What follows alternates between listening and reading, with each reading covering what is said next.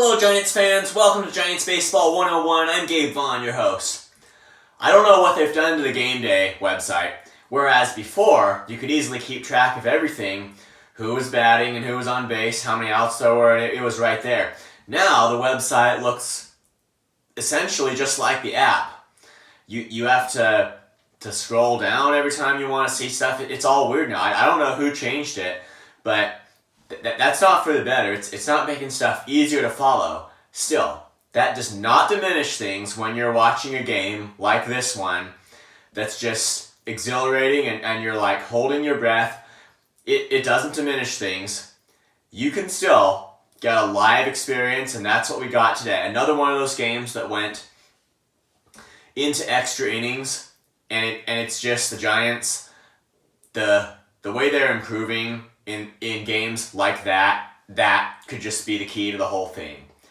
Games where you're on the edge of your seat, how do they end? Whether the Giants are able to win them or not. And that's what was just not going their way last year, a large part of the beginning of this year, and now it's turning around. What's the point here? It could be the difference between a playoff spot and the failure to make one. Now, they've just locked down their 8th straight win, beating the Padres 7-4 today in 10 innings in a game that culminated in Mike Yastrzemski's home run. They had a bullpen day today. Ryan Walker started this time instead of John Brebbia, and Keaton Winn pitched 5 innings. The Giants were behind 4-2 going into the 9th inning. They got 1 run, I believe that was on a wild pitch. The Giants were behind 4-3 in the 9th inning with an out and a runner on third base, and J.D. Davis up at the plate with a 3-0 count. And he was up there with a 3-0 count. I was thinking basically, okay, 3-0 is a hitter's count, and that's excellent. But if Davis is walked, that is going to set up the double play. And if a ground ball is what follows, it likely won't be some kind of a chance for an RBI. Well, Davis was walked. Double play was set up. But Patrick Bailey got the bat on the ball after that and hit a sacrifice fly, and the Giants tied the game 4-4. And I don't know what the Giants were trying to do exactly there, but in my mind, 1-run ball was definitely the best strategy, even though you got to face extra innings once this one's over. And in a situation like that, I would have had them play 1-run ball. I don't know what they were actually trying for, but it was good. Bailey, just at the right moment, got the bat on the ball, did what the Giants needed, tied the game at 4. And it's just the significance there for the Giants was just giving themselves a chance. So rather than someone trying to necessarily hit the ball a long way and walk it off right there, which it likely would have happened had they hit a double, I think the right goal for them was just to try to get the bat on the ball so that they could get that run home in the 9th inning. And yes, that comes with the knowledge you're going to face extra innings with the Padres' best hitters coming up. That was a fact. And those games are always wild. But I think that's overruled by the fact that the Giants just needed to get 1 run home. So Bailey's sacrifice fly, very productive in that situation for the Giants. They tied the game at 4. After that, Casey Schmidt drew a walk. That brought up Jock Peterson. The Padres at that point had a pitching change and brought in the lefty Ray Kerr to face Peterson. Now, whatever you might think about what the Giants should have done if they had the resources, should Peterson have hit for himself due to his status as whatever, or should they have pinch hit for him? That wasn't really a question in this situation because the Giants had, at that time, used up all their bench players when Peterson came to the plate. So he had to hit whether they liked it or not. Honestly, I think that, and maybe this was kind of the case for both teams, I don't know, but I think the umpire was kind of giving the Giants some close, maybe that should have been called strikes. He was kind of giving those balls to the Giants, but I mean, that's not an issue because if calls are going to go against you, you got to be okay with taking it when they're going for you, and you can still be really proud of your win. The calls are going to go against you too much, so just pointing that out, but we'll take it. So Peterson was up with 2 outs and the bases loaded, and he worked the count to 2-2, and then he swung and missed at a pitch that appeared to be in the dirt to end the inning. So that was just unfortunate, or it appeared to be, anyway. If you were the kind of guy who maybe still didn't quite believe in the Giants in extra innings, or even so, like that, even with the Giants' current improvements, it's always a hair-raising thing, and one mistake could just decide the outcome of the game right there. And Peterson's strikeout right there, it was a big letdown. I mean, I still looked at that and thought the Giants had a really good chance of continuing their hot streak, and I know how they've really improved, how their bullpens improve, pitching in the late innings and all that, but it was clearly going to be another one of those intense situations with the Padres' best hitters coming up. Camilo Doval came in to pitch in the top of the 10th inning, and what he did, he intentionally walked Juan Soto. So clearly there, he was playing against 1 run, kind of taking an approach where it's you keep the Padres from scoring anything, or it was kind of an all or nothing approach.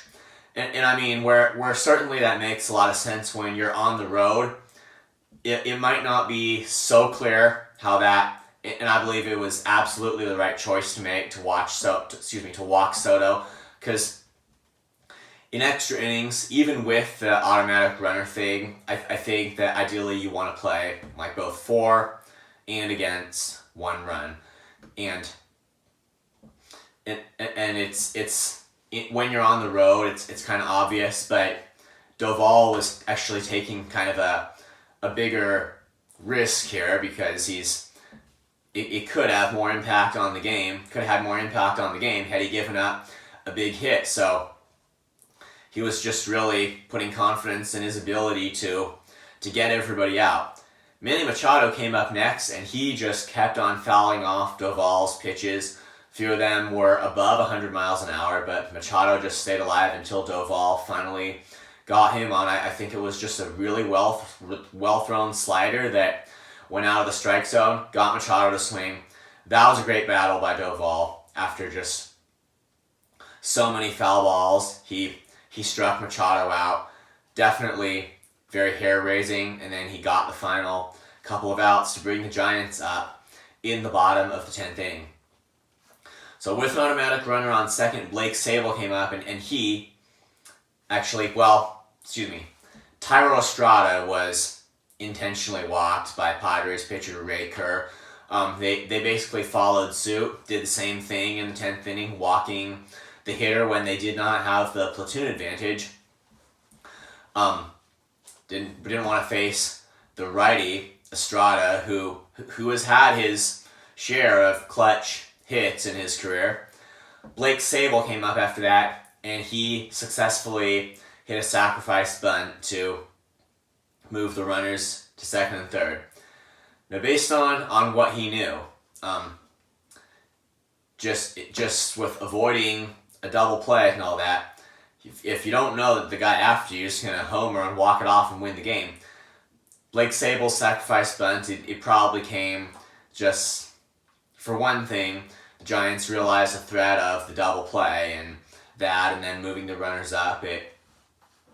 That strategy, whatever you may think about it, there's reason for that in extra innings when you're kind of threatened by a double play and you'd be advancing the runners anyway if you bunted.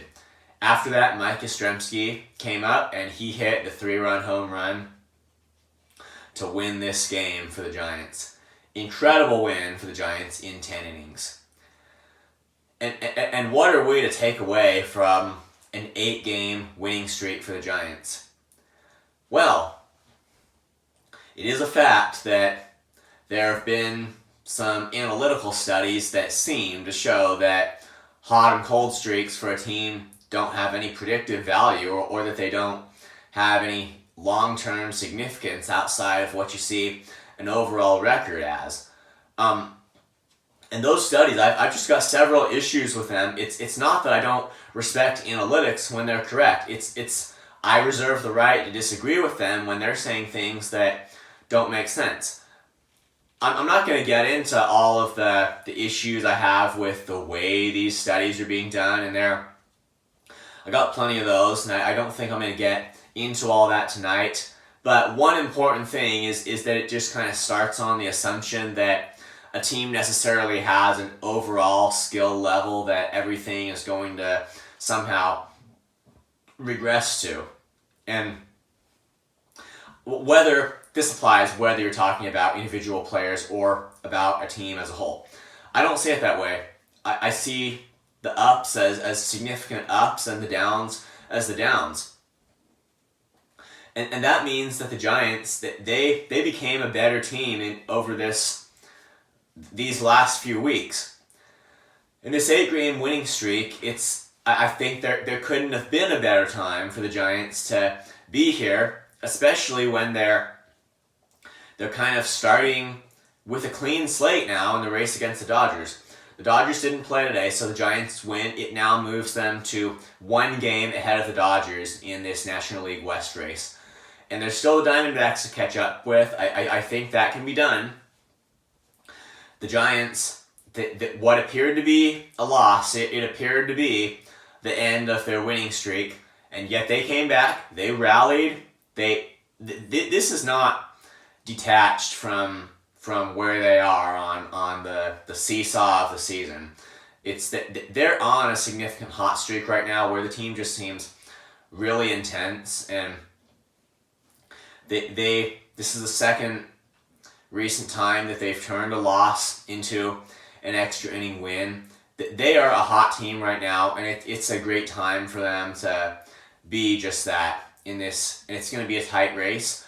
I think it's going to be a tight race against the Dodgers and the Diamondbacks for a while, but the Giants are now showing that they have a place in the National League West.